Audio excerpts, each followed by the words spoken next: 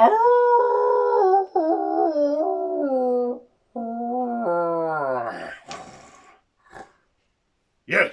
Howling.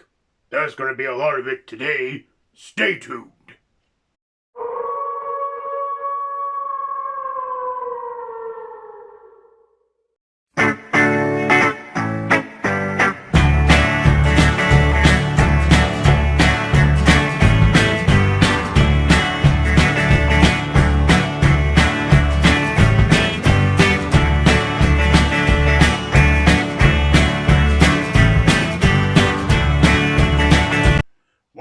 Hello there, YouTube, and welcome to a brand new That Time of the Month show with me, Gordon the Werewolf. That's right, I'm a full-time werewolf. So, this month's show, I am going over the movie from 1981, The Howling. Yes, because it's 40 years old now, yeah. So, let's kick it all off with the review.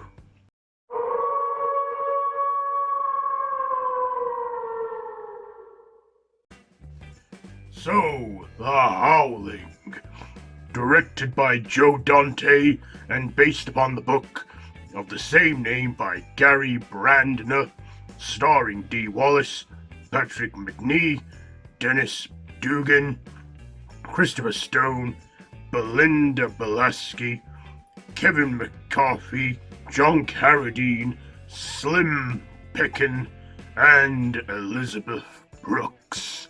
So, this is a movie of a news anchor woman and her husband who go on this couple's retreat at this place, only to discover the people there are werewolves and they have to then survive the vicious beasts in this whole horror. So, let's get on to my likes and dislikes.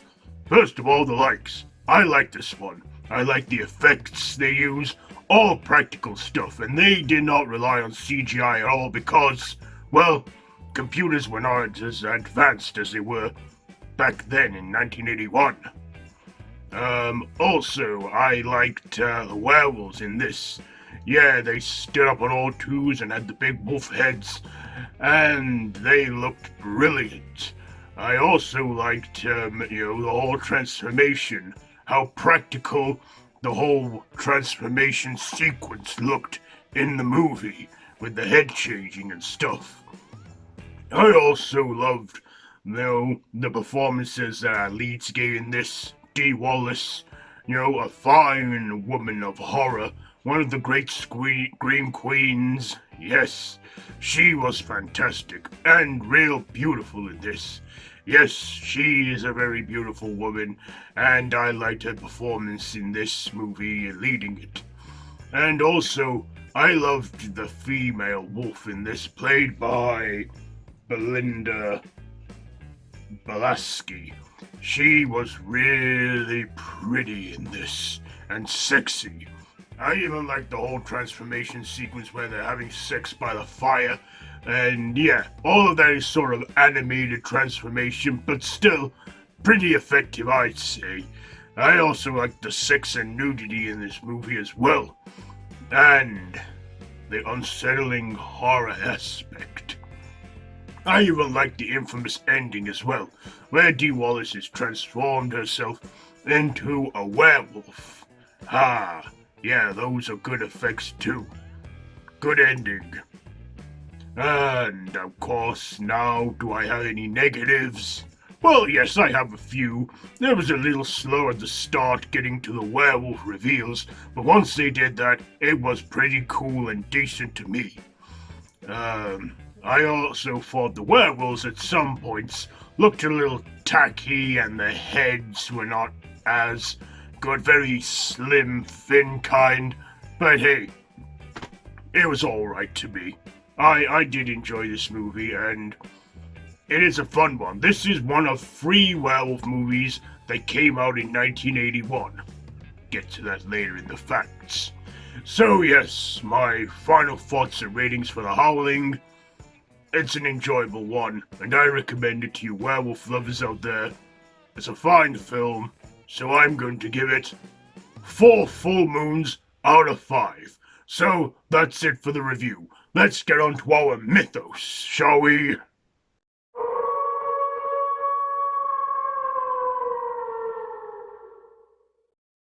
The mythology in the movie The Howling shows the werewolves stand up on 2 legs and have tall, long, muscular bodies with black fur. They also have long, pointed ears and long, muzzled faces, and have an intimidating, fierce look. They can also be harmed with burns and scalding, and not have as a fast regeneration as we see in the movie from healing. We can also find that not only can you be bitten or scratched, but also can be caused by sexual contact as well on becoming a werewolf in the movie The Howling.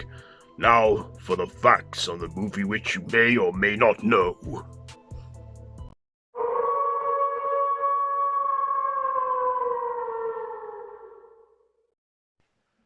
Rick Baker was originally doing the special effects for this movie, but he left to do an American Werewolf in London, leaving the effects job for this movie in the hands of assistant Rob Botton.